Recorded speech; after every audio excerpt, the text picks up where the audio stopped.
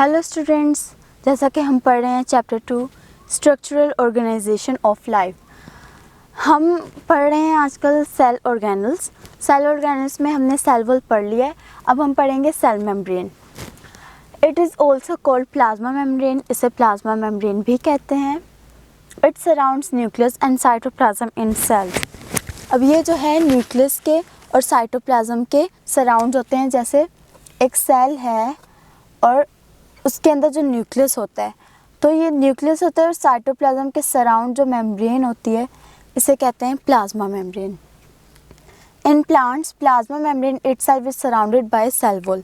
Plants में या bacterial cell में जो है सेल वॉल पाया जाता है, और प्लांट्स में जो है ये सेल मेम्ब्रेन जो है सेल वॉल के इनसाइड होती है। ये होती है सेल वॉल, और ये वाली इनसाइड जो सेल में मेम्ब्रेन होती है वो होती है सेल मेम्ब्रेन।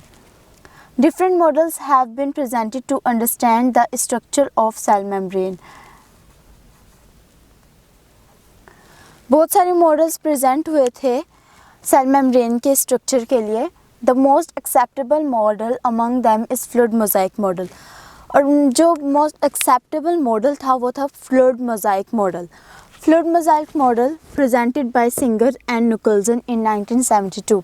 1972 में दो साइंटिस्ट थे, सिंगर और निकोल्सन, जिन्होंने फ्लूइड मोज़ाइक मॉडल प्रेजेंट किया था। Cell membrane consist of lipid phospholipid bilayer in which protein molecules float like iceberg in the sea. Cell membrane जो है वो दो लेयर से बनी हुई है। बाय मीन्स टू, और लेयर बाइलेयर से दो लेयर से बनी हुई है। एक लेयर होती है फॉस्फो की, एक लेयर होती है लिपिड की। अब जैसे कि सी में आइसबर्ग बन रहे होते हैं, तो इसी तरह ही सेल मेम्ब्रेन में जो है कहीं कहीं प्रोटीन बन रहे होते हैं। सेल मेम्ब्रेन में कहीं कहीं प्रोटीन बन रहे होते हैं। न्यूक्लियस, ये भी सेल का एक ऑर्गेनल्स होता है। डिस्कवर्ड बाय रॉबर्ट ब्राउन इन 1831। इसको रॉबर्ट ब्राउन ने डिस्कवर किया था 1831 में। It controls all the activities of cell. ये जो है सेल की सारी एक्टिविटीज़ को कंट्रोल कर रहा होता है। जैसे कि हमारे घर पे हमारी मदर सारी एक्टिविटीज़ को हमारे घर की कंट्रोल कर रही होती है, तो ये एक एज अ मदर एक्ट कर रहा होता है। तो ये सारे सेल की एक्टिविटीज़ को कंट्रोल कर रहा होता है। It may be spherical and irregular in shape. ये स्पेरिकल होता है शेप में। In animal it is In animal, it is present in center, but in plant cell due to large vacuole pushed towards cell membrane. Animal cell में ये बीच में पाया जाता है, लेकिन प्लांट सेल्स में जो है प्लांट सेल के अंदर बहुत लार्ज वैक्यूल होता है, जिसकी वजह से ये न्यूक्लियस जो है सेल मेम्ब्रेन की तरफ चला जाता है। तो प्लांट सेल में ये साइड पर इधर न्यूक्लियर मेम्ब्रेन की तरफ पाया जाता है, सेल मेम्ब्रेन की तरफ पाया जाता है। Nucleus is enveloped by a membrane called nuclear membrane. Nucleus जो है एक मेम्ब्रेन के साथ एनवेलप होती है, जिसे कहते हैं nuclear membrane. Filled with gel-like substance called nucleoplasm. Nucleus के अंदर जो है जेल-like substance होता है, जिसे हम कहते हैं न्यूक्लियोप्लाज्म।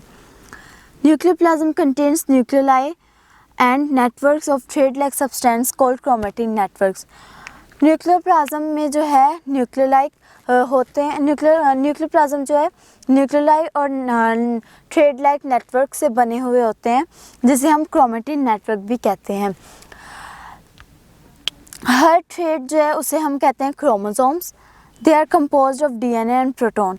क्रोमोसोम्स जो है डीएनए और प्रोटीन से बने हुए होते हैं। और डीएनए हमारे इनहेरिटेंस का काम बॉडी में कर रहा होता है, सेल में कर रहा होता है, sorry. DNA plays sufficient role in the inheritance of character as well as in controlling or regulating the cell activities. DNA जो होता है वो हमारे सेल्स में इनहेरिटेंस करेक्टर्स के इनहेरिटेंस का रोल प्ले कर रहा होता है, और हमारे सेल्स की एक्टिविटीज़ को भी कंट्रोल करवा रहा होता है। The number of chromosomes in the cell of all individuals of the same species always remains constant. सब इंडिविजुअल्स के जो नंबर ऑफ़ क्रोमोसोम्स होते हैं वो कांस्टेंट होते हैं। जैसे कि मैन में होते हैं 46, फ्रॉग में 26, चिंपैंजी में 48, ओनियन में 16 और ड्रोसोफिला में 8। सॉरी मेरा मार्कर इधर सूख चुका है। अच्छा, ये होता है न्यूक्लियस।